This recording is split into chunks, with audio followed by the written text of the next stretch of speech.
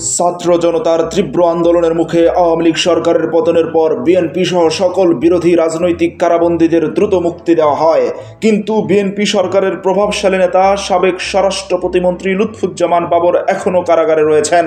যদিও তিনি বেশ কয়েকটি মামলায় জামিন পেয়েছেন, ভারতের নিরাপত্তা পরিষদের সদস্যদের ঘুম হারাম করে দেওয়া বাংলার বাঘ লুৎফুজ্জামান বাবর কেন পুরোপুরি জেল থেকে মুক্ত হচ্ছেন না, এটি বাবর ভক্তদের দুশ্চিন্তা। তবে কি ভারতের গোপন ইশারায় তিনি এখনো কারাগারে রয়েছেন? আজকের ভিডিওতে সুস্পষ্টভাবে এই বিষয়টি তুলে ধরা হয়েছে।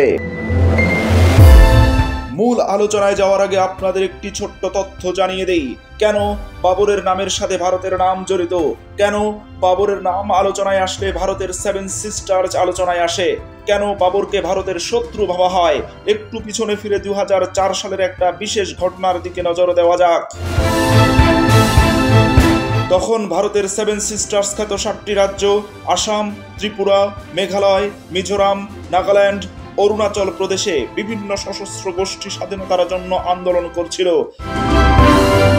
আর সেই আন্দোলনকে বেগবান করতে বাংলাদেশকে ব্যবহার করে 10 ট্রাক ভর্তি অস্ত্র 7 সিস্টার্সে পাঠানোর চক্রান্ত হয়েছিল।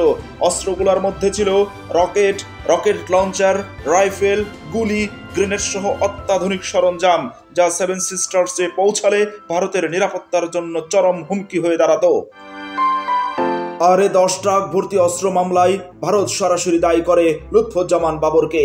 কথিত আছে চীন ও পাকিস্তান মিলে ভারতকে যতটা ক্ষতি করতে পারেনি, বাবর একাই ততটা ক্ষতি করেছিলেন।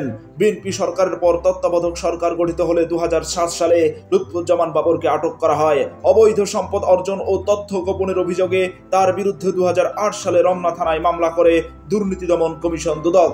পরবর্তীতে 21 আগস্ট গ্রেনেড হামলা মামলা সহ আরও বেশ কিছু মামলা তার নামে দায়ের করা হয়।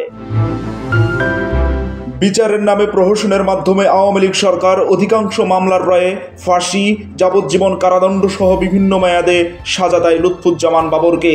এখন তিনি কাশিমপুর কারাগারে রয়েছেন।